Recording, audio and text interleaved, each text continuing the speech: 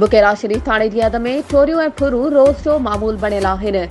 2 ॾींहं अॻु ज़वर शाख जे दाद जरवार मोरे वटां नामालूम हथियारबंद अब्दुल्ला लुंड, जावेद लुंड ऐं आसिफ लुंड खां 50,000 खां वधीक रोक रक़म ऐं टच मोबाइल फुर करे फरार थी विया।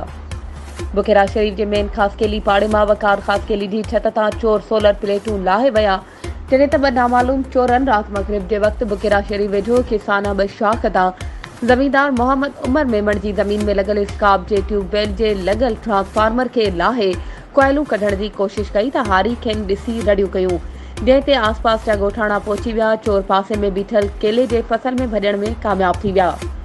जॾहिं त राति देर सां यूसुफाणे फार्म तां नामालूम चोर ट्रांसफार्मर लाहे कोयलूं कढी फरार थी विया।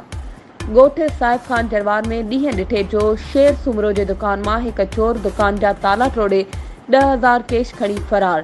जॾहिं त बुकेरा शरीफ पुलिस चोरनि अॻियां बेवस बणियल आहे। आख़िरी इत्लाम ताईं को बि केस दाख़िल न थी सघियो आहे।